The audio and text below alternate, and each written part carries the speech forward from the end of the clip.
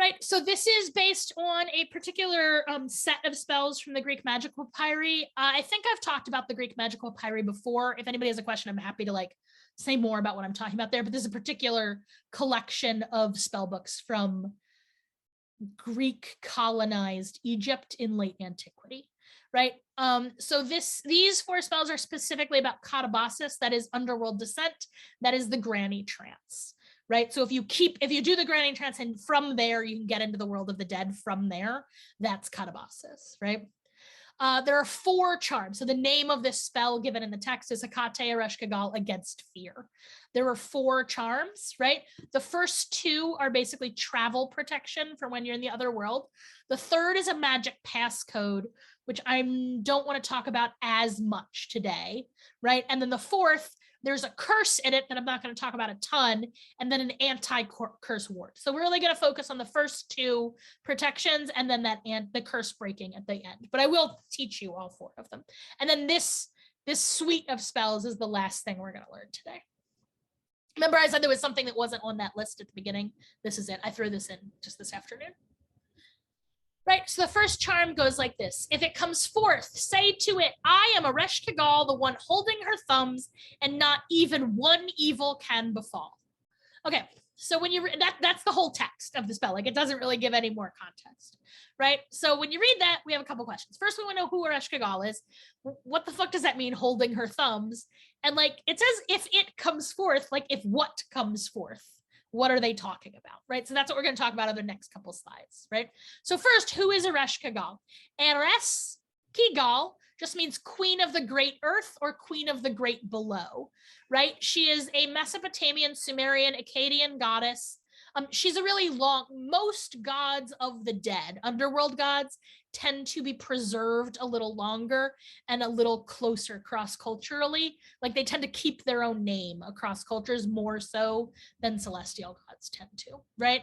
She's in the same realm as like Persephone and Gaia in the Greek magical papyri, right? So she's Sumerian, right? So like, but in late antiquity, in Greek-speaking Egypt, she's already like an ancient goddess of the long ago past, right? So like, they think of her, Ereshkigal in the Greek magical papyri is almost indistinguishable from Hekate, truthfully, and oftentimes you will see the name Ereshkigal Hekate, including in this spell.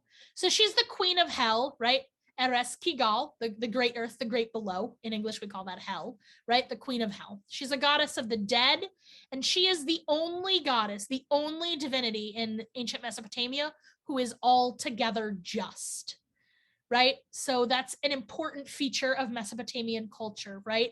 That even if everything in the world is unfair, death comes for us all. Death is fair. The rich can't buy their way out of death.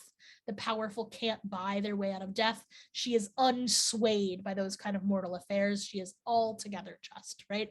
So in one of her myths, there's this line that repeats over and over: the ways of the underworld are strange, but altogether just. We have no surviving iconography of Ereshkigal, so we have no way of knowing what the people who worshipped her thought of her as looking at. There is a plaque called Queen of the Night, a Babylonian plaque, that some people think is Ereshkigal. I think they are wrong. Some people think it is Lilith. I think they are wrong. Some people think it is Ishtar. I am more amenable to that position, but I don't think it's Ishtar either, actually. Right? Okay, there are essentially 3 main myths about Ereshkigal. The first one is that in her youth, she was abducted or sometimes sold as a bride to Kur, this great underworld dragon, right? Who is sometimes presented as a bad guy, but it's not clear to me he's 100% bad. Like, I'm generally kind of on team giant underworld python dragons, like those underworld snaky gods. I'm generally into them, right? But she's his bride, right? But she bests him, and she becomes like, she starts off as his slave. That's like Leia in Star Wars and Jabba the Hutt. Like, she does in fact conquer him, and then she is queen in the underworld. Okay, that is the first story in the sense that like she is young in that story, right? But the descent of Ishtar is probably the oldest story, like historically, right? The first one that humans told about her that we still know. So the descent of Ishtar is probably a story most people know. Ishtar is the goddess of the planet Venus, right? The queen of heaven and earth. She is Ereshkigal's, usually it said sister, but she's a much younger sister. Ereshkigal is more like her aunt or even her godmother, right? Like sometimes they're presented as twins, but that's not exactly right. Like Ereshkigal is a whole generation older, right? So in the descent of Ishtar, I'm not going to tell the story like proper storytelling because it's getting pretty late and I don't want this class to go on forever, right? But in the descent of Ishtar, basically Ereshkigal's husband, the Bull of Heaven, has recently been murdered by Gilgamesh, right? Now Ishtar is the one who sent him to Gilgamesh in the first place. So like Ishtar got her sister's husband killed, like conscripted him into a battle he lost, right? And now it's his funeral rites in the underworld. Ishtar is using that as an excuse to try and take over the underworld. That's the like backstory of the descent of Ishtar. So Ishtar descends down into the underworld. She has to shed all the signs of her power. There are traditionally 7 steps down into the underworld. If you would like to see a surprisingly, well, I'm going to say authentic, like surprisingly magically effective and also like culturally cognizant Mesopotamian underworld 7 gates walking, I encourage you to read the ridiculous pop culture book called The Necronomicon, which is a surprisingly good underworld gate walking, right? I am not the only magician that thinks that. That's actually a well-written, remember I was saying before about like a tightly constructed spell? Whoever wrote that spell knew what they were doing. It's quite good, and it's very closely modeled on Mesopotamian underworld gate walking. So there's these 7 gates down that in some ways, but not exactly, mirror the 7 traditional planets, right? And at every step, she has to like give away a side of her power. So she has to take her crown off, she has to give her scepter away. And at every one of these gates, what she is told is the ways of the underworld are strange, but altogether just, right? So Ishtar gets down to the throne of Ereshkigal, her sister, now, and for the funeral rites. Now, remember, Ishtar is there to steal her sister's throne. She got her sister's husband killed. She's come to the funeral and she's about to launch a coup during that funeral. That's what's happening in this story. I often in modern times read like feminist retellings of this story that are on Team Ishtar, and I feel like they are missing the point of this story. Like Ishtar is not the good guy in this story. Now I understand that personally I do have a bias toward the Queen of Hell over the Queen of Heaven, but I'm saying if you read the original text, this is a text, the text is not on Team Ishtar. One way I know that is that the last line in the original tablets that we have a surviving ancient copy of this myth from ancient Mesopotamia, and the last line in the descent of Ishtar is praise to you, Ereshkigal. Like it is a praise to Ereshkigal, not to Ishtar. So Ishtar's there. Ereshkigal is like, fuck you, bitch, you can't have my throne, welcome to the underworld, and she kills her and hangs her on a hook. Now Ereshkigal is pregnant, but she has just taken the goddess of life, like the goddess who brings things to birth, Great Venus, the great green goddess, and hung her in a hook in the underworld, so she can't give birth, and neither can anyone else. So Ereshkigal is like on the ground moaning because she's like just stuck in labor pains, right? Now up here on Earth, some things are happening because Ishtar's throne, the throne of the Queen of Heaven and Earth, is currently vacant, right? And her husband, Dumuzi, the grain god, is on her throne, just whoring it up with like whatever random nymphs he can find. I don't approve of that behavior.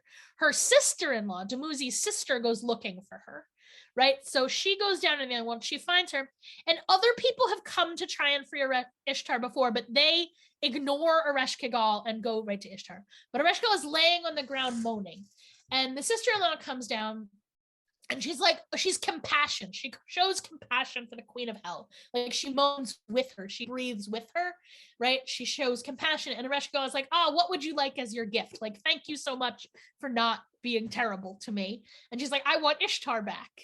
And Ereshkigal is like, oh, well, if you're going to take somebody out of the land of the dead, you're going to have to take her place. And she's like, okay, I will do that. So Ishtar gets to go up, but Ishtar is like, you can't leave my sister, really my sister-in-law, but they're like sisters, right? Hanging on this hook. So she goes up, she finds Dumuzi whoring it up on her throne, and she's like, oh, fuck you. And she throws him down into hell. So that's why the grain god is in the underworld for half the year. That story is basically called The Descent of Ishtar, and it is about how even the high and mighty are laid low by death. That high and mighty, the way that kings and queens just take whatever they want, that shit doesn't fly when you're dead. Like in the world of the dead, things are fair. That's the central point of The Descent of Ishtar. And I'm not trying to preach that word, right? That may or may not be what you believe about kings and queens, and it may or may not be what you believe about the underworld, but that is unquestionably like the moral of that story when it is being told. Like that is the point of that original myth. And I find I don't really care for a lot of modern retellings of that myth, which I think seem to be a lot more on team queen, like on team rulers of the earth, than I think they should be. The rulers of the earth, they're not on our side. Like we're their cattle, right? But Ereshkigal is not like that. And then the latest story about her, latest in the sense both it happens in her time, in Ereshkigal's timeline, this happens after these other two stories, but also this is a later story that arises later in human time, is her marriage to Nergal. Nergal is the plague god. And you know, Ereshkigal can't leave the underworld. Like she's a creature of the underworld. She can't come up to earth. Asterisk with a couple of weird exceptions, but for the most part, she cannot leave, right? It's one of the reasons she likes to possess humans. Like something you can give her as an offering is the ability to be on earth, which she cannot normally do. But maybe not as a beginner, should you let the Queen of Hell possess you. But you know, fortune favors the bold, right? So Nergal, so there's a feast in heaven, and they want to send a plate down to Ereshkigal, and Nergal goes down, and it's basically like a BDSM romance between Nergal and Ereshkigal, right? Where basically historically their culture will no longer permit a woman to rule by herself, even in hell. So they have to like give her a husband, right? So she's going to have this is now her third husband, right? Kur the Black Dragon, the Bull of Heaven, and now Nergal, the plague god, right? Personally, I think The Descent of Ishtar is like the most important of those three myths. It's the one that speaks to me the most. Right. The interplay between Ishtar and Ereshkigal is really important to me. So what I said before was not UPG. That's like straight up historical mythology, right? So now I'm going to talk about my personal sort of unverified gnosis about Ereshkigal, right? Here, by the way, did I show you? See this right here?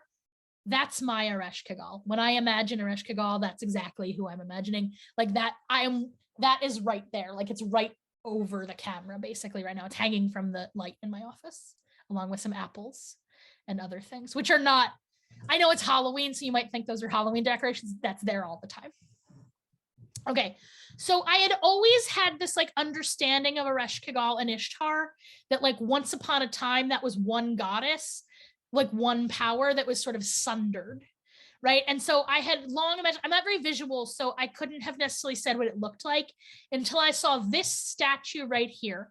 So this is a statue from the Neolithic settlement at Çatalhöyük. It's a little bit hard to understand. This is like one of those fat goddess statues, but the legs have been broken off and the head has been broken off. Like it's just not well preserved. So here you can see like her breasts and her big fat belly. Is she pregnant or fat? Hard to say. I personally think she's fat and not pregnant. Right, and here's her arms, right? But on her back, she's a skeleton, right? This is front and back of the same statue. And so I imagine this goddess, like this fat, lush, summer, pregnant, fat lady, like bountiful goddess in the front, skeleton, winter in the back, and I just imagine her pirouetting, right? That's how I think of Ereshkigal, is this power, right? This great lady of the earth power, right? That is broken apart into two sisters and set at odds with each other. Personally, I would say what sets those women at odds with each other is patriarchy. That is my opinion on the matter. Totally, like I cannot verify this gnosis historically. Like I cannot say that there is a relationship between this goddess and that like descent of Ishtar mythology that I'm telling you. Safe to say they are happening in relatively the same place, but this is way, way, way old, thousands and thousands of years before writing this statue. So if you want to look up more, it's Çatalhöyük. I'll spell it for you in the, I'll put a caption at the bottom of these slides with that spelling for you, but I think it's Catahouk, I think, but I'm not very good at spelling out loud. Okay, I do have an audio print for an Ereshkigal initiation. This initiation is difficult, dangerous, and not for beginners. Don't even try this one unless you've already done that Sabazius one and it didn't freak you out. Then you can do this one. But this one is going to drop you into the underworld and it is not going to talk you back up. Like when this audio turns off, you are still in the underworld. You are deep in the world of the dead. When this guy stops, you need to be able to come back up yourself. Right? But it's there if you want to try it. And I mean, fortune favors the bold. Like you have a magical teacher. So if you get yourself into trouble, just email me and I will get you back out of trouble. That's the benefit of having a teacher. But also, I don't know, getting lost in the land of the dead and having to fight your way back. That's how you get witched. Like that's a very traditional witch initiation. Right? Okay. So I'm going to remind you, because we've been talking about Ereshkigal a lot, that like all of this was commentary on this spell. If it comes forth, say to it, I am Ereshkigal, the one holding her thumbs, and not even one evil thing can befall me. So the next question is, what does that mean, holding her thumbs? Well, this is a magical gesture that's referenced often in the PGM. I'm pretty sure they mean this, right? This gesture right here, which in the ancient Mediterranean, like that is the ancient Mediterranean equivalent of like, fuck you, like giving somebody the bird in American. And also, by the way, not just the ancient Mediterranean, also the modern Mediterranean. Like if you do that in Italy, it definitely means fuck you. This is very commonly used as an apotropaic charm, like a protective magical charm to ward off the evil eye and other kinds of malicious magic. It was in ancient days and it still is. Like you can still buy these charms in Italy, in Greece, in Turkey, all over the ancient Eastern Mediterranean, right? So I'm pretty sure that that's what this spell means by holding the thumbs. Like I could be wrong, but I mean, if I think about what else, like if I think about my hand, I don't know how else I can hold my thumb. I guess I can make a fist like that, right? But I assume it would just say make a fist, right? So I think that's what it means, right? And then the next thing is it says, if like the beginning of this preface is, if it comes forth, say to it, I am Ereshkigal, the one holding her thumbs, and not even one evil can befall. So now, like, if what comes forth? Many people commenting on this say that they're saying, if Hekate comes forth, say this. But that doesn't seem right to me. Like, this is a charm to summon Hekate, and then they're saying, like, if Hekate shows up, tell her to fuck off. I don't think that's right. I think they're saying, right, that, like, if you're making this Katabasa descent. So we mentioned this perhaps a little bit in the Granny Trance, that, like, when you push, when you make the Granny Trance, you're in that womb. When you push out of that womb, there's like a waterfall or like a curtain of static. If you push through it, right, into like the underworld proper, some people will encounter I don't want to say malicious, a threatening spirit on that threshold, which is traditionally called the dweller on the threshold. That spirit is 100% made out of your own fear. Like it's just your own fear, right? But I think that that's what this is a charm against, right? So if some evil, wicked apparition comes up, a fear spirit, you're going to be like, I am Ereshkigal. I am the queen of hell. Fuck off, right? And you're just going to make this gesture because that seems like a very straightforward, like then I understand every piece of this spell put together, right? And that's how I understand it. I am the queen of hell, the lady of perfect justice. Every evil thing can fuck right off. First charm, right? Super effective, super effective. You can say this modern version, right? Or this is just a slightly more old-fashioned version. I am Ereshkigal, the one holding her thumbs, and not even one evil can befall me, right? So here we have this full translation. And again, that's just my, again, no surviving iconography exists. So this is like a kid's toy from Bali that I got at a thrift store. I only know it's from Bali because it had a sticker on it that said made in Bali, right? Of like this flying skeleton. So that's the image that I think of. Like that's the idol of Ereshkigal that I use. As you can probably tell from the amount of time I have talked about her, I'm quite enamored of Ereshkigal. I have an Ereshkigal tattoo that I don't think I can show you without showing you my boobs in an unhabit. But